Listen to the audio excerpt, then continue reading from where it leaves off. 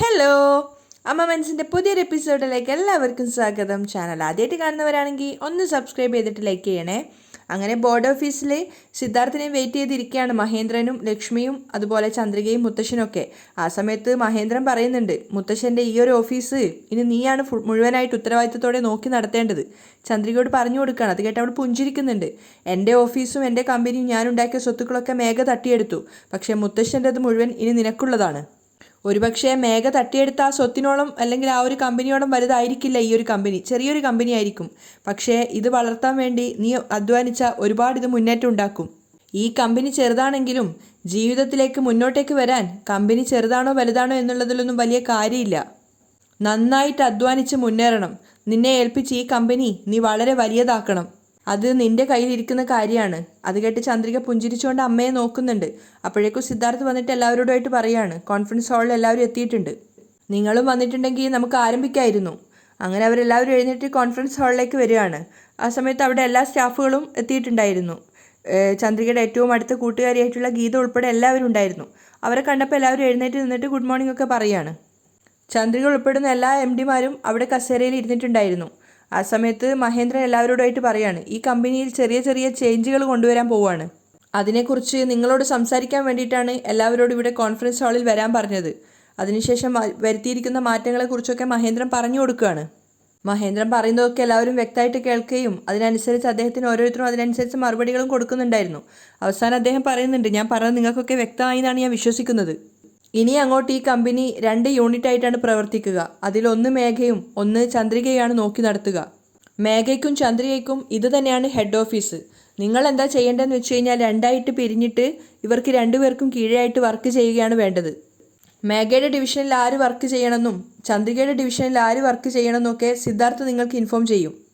Okay sir, എല്ലാവരും support ചെയ്യാണ്. അതിനുശേഷം മഹേന്ദ്രൻ എഴുന്നേറ്റുകൊണ്ട് പറയുന്നുണ്ട്, ചന്ദ്രിക ഇവിടെ ഹെഡായിട്ടാണ് ഇനി വർക്ക് ചെയ്യാൻ പോകുന്നത്.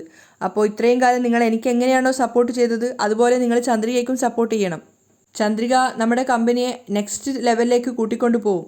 അത് കേട്ട് സിദ്ധാർത്ഥും സന്തോഷത്തോടെ പുഞ്ചിരിക്കുകയാണ്. മാത്രമല്ല ചന്ദ്രികയുടെ കൂട്ടുകാരിയായിട്ടുള്ള ഗീതയും പറയുന്നുണ്ട്, ഷുവർ സർ, തീർച്ചയായിട്ടും ഞങ്ങൾ സാറിന് സപ്പോർട്ട് ചെയ്തതുപോലെ തന്നെ ചന്ദ്രികയും സപ്പോർട്ട് ചെയ്യും.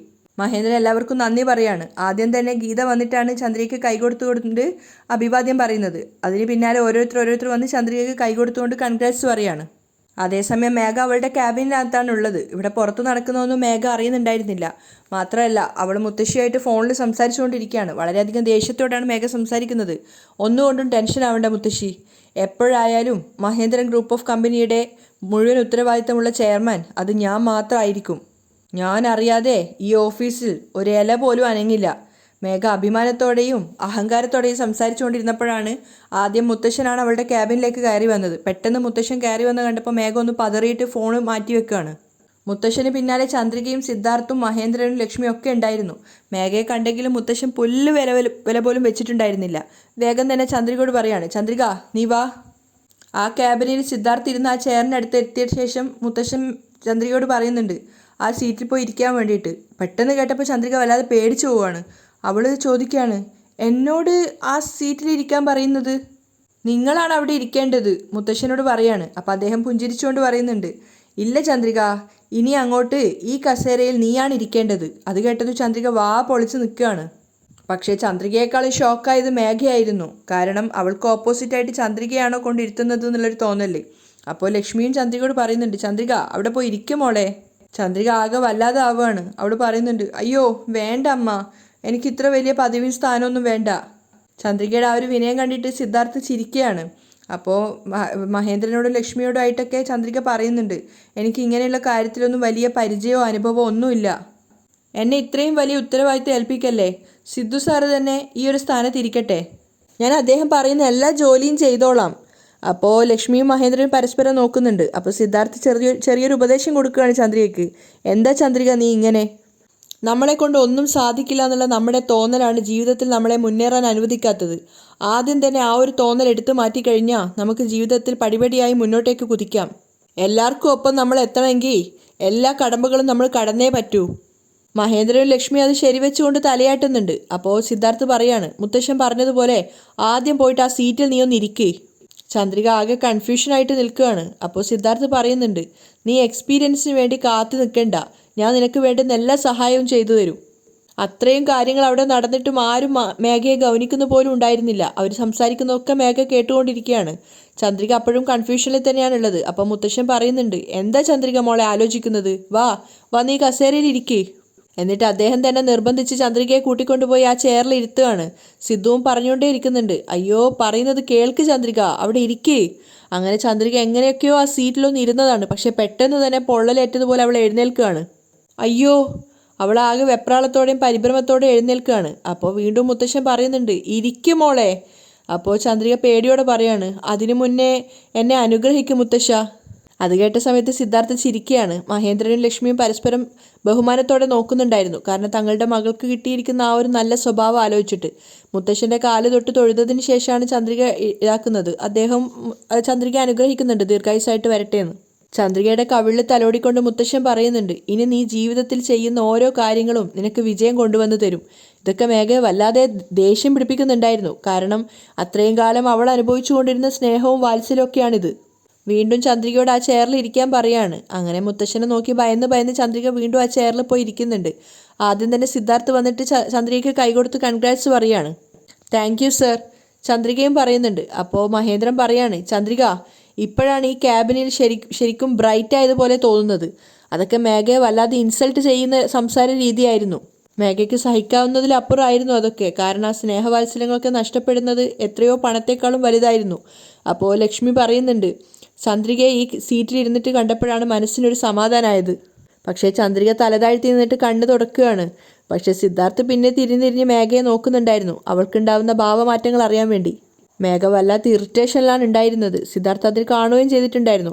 പക്ഷെ ബാക്കി ആരും മേഘയെ ശ്രദ്ധിക്കുന്ന പോലുമില്ല. അപ്പോൾ മുത്തശ്ശൻ പറയുന്നുണ്ട്, എങ്ങനെയായാലും എൻ്റെ കൊച്ചുമോളെ എൻ്റെ കമ്പനിയുടെ MD ആക്കി മാറ്റാൻ സാധിച്ചു. മേഘ ദേഷ്യത്തോടെ ചന്ദ്രികയെ നോക്കുകയാണ്. ചന്ദ്രികയുടെ കണ്ണ് നിറഞ്ഞിട്ടുണ്ടായിരുന്നത്. അവൾ മുത്തശ്ശനെ നോക്കിയിട്ട് പുഞ്ചിരിക്കുന്നുണ്ട്. അപ്പോൾ മുത്തശ്ശൻ അവളോട് പറയാണ്, എന്തായാലും ഞാനിപ്പോൾ നിനക്ക് തന്നിട്ടുള്ളത് ഒരു ചെറിയ യൂണിറ്റാണ്. പക്ഷേ നീ മഹേന്ദ്രനെ പോലെ നന്നായി അധ്വാനിച്ച് ഇതിൽ നിന്നും ഒരുപാട് കമ്പനികൾ ഉണ്ടാക്കണം. ഓരോ വാക്കും മേഘയെ അപമാനിക്കുന്നതായിരുന്നു, ചന്ദ്രികയെ പുകഴ്ത്തുന്നതും. അപ്പോൾ അദ്ദേഹം പറയുന്നുണ്ട്, മഹേന്ദ്രനും ഞാൻ ഇതുപോലെ ഒരു ചെറിയ യൂണിറ്റാണ് കൊടുത്തത്. വല്ലാതെ അധ്വാനിച്ച് കഷ്ടപ്പെട്ട് അവൻ ഇത്രത്തോളം ഈ കമ്പനിയെ വളർത്തിയെടുത്തത്. നീയും നിൻ്റെ അച്ഛനെ പോലെ ഒരുപാട് കഷ്ടപ്പെട്ട് ഒരുപാട് കമ്പനികൾ ഉണ്ടാക്കണം. അപ്പോൾ ചന്ദ്രിക സന്തോഷത്തോടെ തലയാട്ടുകയാണ്. മേഘ വല്ലാത്ത ദേഷ്യത്തിലാണ് ഉണ്ടായിരുന്നത്. അത്രയും അവരവളെ ഇൻസൾട്ട് ചെയ്തത് ആ ഒരു ഭാഗം ആലോചിക്കുമ്പോൾ അവൾക്ക് ദേഷ്യം കയറുകയാണ്. ഓ, എനിക്ക് എതിരാളിയായിട്ട് ചന്ദ്രികയെ ഇവിടെ കൊണ്ടുവന്ന് പ്രതിഷ്ഠിക്കാമെന്നാണോ കരുതിയത്? അവൾ എത്ര നാൾ ഇവിടെ ഉണ്ടാവുമെന്ന് ഞാനും ഒന്ന് നോക്കട്ടെ. ദേഷ്യത്തോടെ മുഷ്ടി ചുരുട്ടിയിട്ട് മേഘ അവിടുന്ന് എഴുന്നേറ്റ് പോവുകയാണ്. ക്യാബിനിൽ നിന്ന് തന്നെ അവൾ പുറത്തേക്ക് പോവുകയാണ്. മേഘ പോയ സമയത്ത് മഹേന്ദ്രൻ ചന്ദ്രികയോട് പറയുന്നുണ്ട്, ചന്ദ്രിക മേഘയുടെ അടുത്ത് മാത്രം കുറച്ച് ശ്രദ്ധയോടെ നിൽക്കണം. ശരി സർ. ചന്ദ്രിക സമ്മതിക്കുകയാണ്. അപ്പോൾ ലക്ഷ്മി പറയുന്നുണ്ട്, നമുക്ക് എല്ലാവർക്കും കുടുംബ കോവിലിൽ പോയിട്ടൊരു അർച്ചന ചെയ്താലോ? ഓ പോവാം. അങ്ങനെ ചന്ദ്രികയും കൂട്ടിയിട്ട് എല്ലാവരും അവിടുന്ന് പോവുകയാണ്. അതേസമയം ശരവണൻ മേഘയെ വെയിറ്റ് ചെയ്തിട്ട് റോഡ് സൈഡിൽ നിൽക്കുകയാണ്. നല്ല വെയിലുണ്ടായിരുന്നു. അയാളിങ്ങനെ സ്വയം പറഞ്ഞുകൊണ്ടേയിരിക്കുകയാണ്, ഇതെന്താ മേഘ ഇനിയും കാണാത്തത്? കുറച്ചു നേരം കൂടെ നിന്നതിന് ശേഷമാണ് മേഘയുടെ കാർ അങ്ങോട്ടേക്ക് വന്നത്. കാറിൻ്റെ ഡോറ് തുറന്നിട്ട് അയാൾ പെട്ടെന്ന് തന്നെ അകത്തേക്ക് കയറുകയാണ്.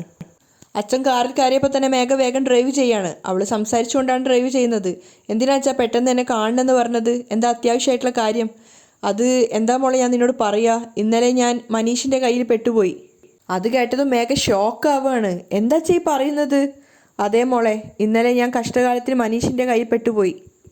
ഇന്നലെ സംഭവിച്ച കാര്യങ്ങളൊക്കെ അയാൾ മേഘയ്ക്ക് പറഞ്ഞു കൊടുക്കുകയാണ്. മനീഷിൻ്റെ കണ്ണിൽ പെട്ടതും അവൻ ഫോളോ ചെയ്ത് വന്നിട്ട് പിടിച്ചതും അങ്ങനെ റോഡിൽ വെച്ച് തല്ലുണ്ടാക്കിയതും അങ്ങനെ സംഭവിച്ച കാര്യങ്ങളൊക്കെ. അവൻ അത്രത്തോളം എൻ്റെ മേലിൽ ദേഷ്യത്തിലാണുള്ളത്. കുറച്ചു നേരം കൂടി അവൻ്റെ കയ്യിൽ എന്നെ കിട്ടിയിരുന്നെങ്കിൽ ആ സമയത്ത് അവൻ എന്നെ കൊന്നേനെ.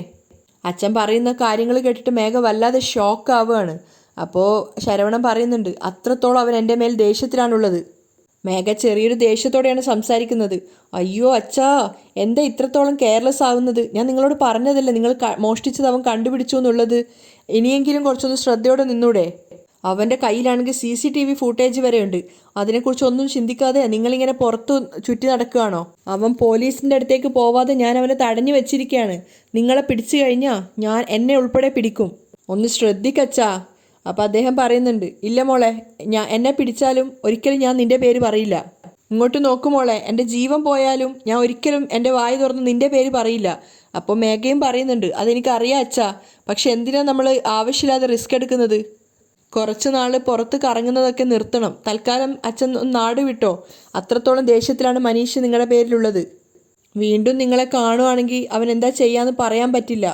അത് കേട്ട് ശരവണനും ചെറുതായിട്ടൊന്ന് പേടിയായിട്ടുണ്ടായിരുന്നു. അപ്പം അയാൾ പറയുന്നുണ്ട്, ഇല്ല മോളെ, ഇനി പേടിക്കണ്ട. എന്താ ചെയ്യേണ്ടതെന്ന് എനിക്കറിയാം. അവനെ എന്താ ചെയ്യേണ്ടതെന്ന് എനിക്ക് നന്നായിട്ടറിയാം. എൻ്റെ മോള് വിഷമിക്കണ്ട. എന്തായാലും ശ്രദ്ധിക്കണം അച്ഛാ. മേഘ അച്ഛന് വാൺ ചെയ്യാണ്. ശരി മോളെ, ഞാൻ ശ്രദ്ധിച്ചോളാം. അങ്ങനെ കുറച്ച് റോഡിൻ്റെ സൈഡിലായിട്ട് വണ്ടി നിർത്തിയിട്ട് അവൾ പറയുന്നുണ്ട്, ആരെങ്കിലും നമ്മളെ തമ്മിൽ ഒന്നിച്ച് കാണണ്ട, അച്ഛനിവിടെ ഇറങ്ങിക്കോ. ശരി, അയാൾ അവിടെ ഇറങ്ങുകയാണ്. കാറിൽ നിന്ന് ഇറങ്ങുമ്പോഴും അദ്ദേഹം പറയുന്നുണ്ട്, നീ നിൻ്റെ കാര്യം ശ്രദ്ധയോടെ നോക്ക്. ഞാൻ അവൻ്റെ കാര്യം നോക്കിക്കോളാം, പേടിക്കണ്ട കേട്ടോ. ശ്രദ്ധയോടെ പോണം മോളെ. ശരി അച്ഛാ. അവൾ അവിടുന്ന് പോവുകയാണ്. അതേസമയം മുറ്റത്ത് ചെടി നടുന്ന തിരക്കിലാണ് മഹേന്ദ്രനും മലരും. മലറിൻ്റെ കയ്യിലാണ് റോസാപ്പൂവിൻ്റെ ഒരു ചെടി ഉണ്ടായിരുന്നത്. മഹേന്ദ്രനാണെങ്കിൽ അവിടെ കുഴിയെടുക്കുകയാണ്. ആ സമയത്ത് മലർ ചോദിക്കുന്നുണ്ട്, ഇത് നിറച്ച് പൂവുണ്ടാവും മുത്തശ്ശ? ഒരുപാട് പൂവുണ്ടാവും മലർ. ഇനി എൻ്റെ മോൾക്ക് സ്കൂളിൽ പോകുമ്പോൾ തലയിൽ റോസാപ്പൂവ് വെച്ചിട്ട് പോവാം. അപ്പോഴേക്കും പുഞ്ചിരിച്ചുകൊണ്ട് 2 കയ്യിൽ ഗ്ലാസ്സുമായിട്ട് ലക്ഷ്മി അങ്ങോട്ടേക്ക് വരുന്നുണ്ടായിരുന്നു. അപ്പോൾ മലര് സ്നേഹത്തോടെ മുത്തശ്ശനോട് പറയാണ്, താങ്ക് യു മുത്തശ്ശ, എനിക്ക് റോസാപ്പൂവ് എന്ന് വെച്ചാൽ ഒരുപാട് ഇഷ്ടമാണ്. എൻ്റെ മോക്ക് വേണ്ടിയിട്ടാണല്ലോ മുത്തശ്ശൻ ഈ ചെടി വെക്കുന്നത്. ഇനിയും ഒരുപാട് ചെടികൾ വെക്കും. ഓരോ ദിവസവും ഓരോ പൂവ് തലയിൽ വെച്ചിട്ട് മോൾക്ക് പോവാം. അപ്പോൾ ലക്ഷ്മി അത് കേട്ടുകൊണ്ടാണ് വരുന്നത്. ലക്ഷ്മി പറയുന്നുണ്ട്, ആഹാ, കൊച്ചുമോൾക്ക് വേണ്ടി ഒരു തോട്ടം ഉണ്ടാക്കുന്ന തിരക്കിലാണോ? പിന്നെ അല്ലാതെ, എൻ്റെ കൊച്ചുമോൾക്ക് വേണ്ടിയിട്ട് ഇതുപോലും ഞാൻ ചെയ്യില്ലെന്നാണോ താൻ കരുതിയത്? അപ്പോൾ ലക്ഷ്മി പുഞ്ചിരിച്ചുകൊണ്ട് പറയാണ്, ശരി, നല്ല വെയിലുണ്ട്, ഈ മോര് വെള്ളം കുടിക്ക്. ഞാൻ ചോദിക്കണമെന്ന് വിചാരിച്ചതായിരുന്നു, കൃത്യമായിട്ട് കൊണ്ടുവന്നല്ലോ എന്ന് പറയാണ്. അപ്പോൾ ലക്ഷ്മി തൻ്റെ കയ്യിലിരിക്കുന്ന 2 ഗ്ലാസ്സിൽ 1 കൊടുത്തിട്ട് പറയാണ് ഇത് മലറിന് കൊടുക്കാൻ. അപ്പോൾ അദ്ദേഹം അത് വാങ്ങിയിട്ട് ആദ്യം മലറിന് കൊടുക്കുകയാണ്. ആ സമയത്താണ് ജാനകിയും വാസുവും അവരുടെ വീടിൻ്റെ ആ ഒരു മുൻഭാഗത്ത് വന്ന് നിൽക്കുന്നത്. അവർ രണ്ടുപേരും ഇവരെ നോക്കിയിട്ട് പരിഹസിച്ചിരിക്കുകയാണ്. മാത്രമല്ല ശബ്ദവും കുറച്ച് കൂട്ടിയിട്ട് വാസുദേവൻ പരിഹസിക്കുന്നുണ്ടായിരുന്നു. കണ്ട ജാനകി, നമ്മുടെ മഹേന്ദ്രൻ ഗ്രൂപ്പ്സ് ഓഫ് കമ്പനിയുടെ എക്സ് ചെയർമാൻ. വാസുവിൻ്റെ സംസാരത്തിൻ്റെ ശബ്ദം കേട്ടിട്ടാണ് മഹേന്ദ്രനും ലക്ഷ്മിയും മലരും അങ്ങോട്ടേക്ക് തിരിഞ്ഞു നോക്കുന്നത്. അപ്പോൾ വാസുദേവൻ കളിയാക്കിക്കൊണ്ട് ജാനകിയോട് പറയുന്നുണ്ട്, ഇപ്പോൾ ഈ വീട്ടിലെ തോട്ടക്കാരനായി. അപ്പോൾ ലക്ഷ്മിയുടെ മഹേന്ദ്രൻ്റെ മുഖത്ത് ദേഷ്യം നിറയുന്നുണ്ടായിരുന്നു. അപ്പോൾ ജാനകി ഏട്ടനോട് പറയുന്നുണ്ട്, എൻ്റെ ഭർത്താവിൻ്റെ മേലെ കള്ളത്തരം ആരോപിച്ചിട്ട് അദ്ദേഹത്തെ ജോലിയിൽ നിന്നും പറഞ്ഞു വിട്ടില്ലേ? അദ്ദേഹമല്ല ആ പണം എടുത്തതെന്ന് തെളിയിച്ചതിന് ശേഷവും ആ ജോലിയിൽ അദ്ദേഹത്തെ തുടരാൻ അനുവദിക്കാതെ ആ ജോലിയിൽ നിന്നും അദ്ദേഹത്തെ പറഞ്ഞു വിട്ടില്ലേ? ഇപ്പോൾ നോക്ക്, മേഘ അതേ പോസ്റ്റ് തന്നെ ഇദ്ദേഹത്തിന് വീണ്ടും തിരിച്ചു കൊടുത്തു. അത് കേട്ട് മഹേന്ദ്രൻ ഒന്ന് ചെറുതായിട്ട് ഷോക്കാവുകയാണ്. അപ്പോൾ ജാനകി പറയുന്നുണ്ട്, ശരിക്ക് പറഞ്ഞാൽ ഈ മേഘ എന്ന് പറഞ്ഞ പെൺകുട്ടി ആരോ ആണ്. അവൾക്ക് എൻ്റെ ഭർത്താവിൻ്റെ മേലുണ്ടായിരുന്ന വിശ്വാസം പോലും നിങ്ങൾക്ക് എൻ്റെ ഭർത്താവിൻ്റെ മേലുണ്ടാവാതിരുന്നത് എനിക്ക് വിശ്വസിക്കാനാവുന്നില്ല ഏട്ടാ. മഹേന്ദ്രനും ലക്ഷ്മിയും പരസ്പരം മുഖത്തോട് മുഖം നോക്കുമ്പോൾ ജാനകി പറയുന്നുണ്ട്, എന്നാലും സാരയില്ല, ദൈവം ഞങ്ങൾക്ക് നല്ലതേ ചെയ്തിട്ടുള്ളൂ മേഘയുടെ രൂപത്തിൽ. അപ്പോൾ തലയെക്കെട്ട് അഴിച്ചിട്ട് മഹേന്ദ്രൻ പറയുന്നുണ്ട്, നിനക്ക് മേഘയെക്കുറിച്ച് ശരിക്കും അറിയില്ല ജാനകി. അവൾ കാരണമില്ലാതെ ഒന്നും ചെയ്യില്ല. 25 വർഷമായിട്ട് തലയിലും താഴത്തും വെക്കാതെ വളർത്തിയ ഞങ്ങളെ എവിടെ കൊണ്ടുവന്ന് ഇട്ടിരിക്കുന്നേ നോക്ക്. അപ്പോൾ പിന്നെ ഒരു കാര്യമില്ലാതെ നിന്റെ ഭർത്താവിനെ അവൾ സഹായിച്ചിട്ടുണ്ടെങ്കിൽ അതിലെന്തെങ്കിലും ഒരു കാരണം കാണും. കാരണം ഇല്ലാതിരിക്കാൻ ഒരു ചാൻസും ഇല്ല. ലക്ഷ്മിയും തലയാട്ടിയിട്ട് അത് അംഗീകരിക്കുകയാണ്.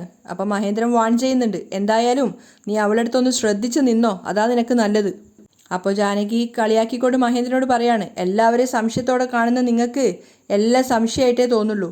ആപത്തിൽ എനിക്ക് കൈപിടിച്ച് സഹായിച്ചത് മേഘയാണ്. അതുകൊണ്ട് മേഘയെ ഞാൻ വിശ്വസിക്കുക തന്നെ ചെയ്യും.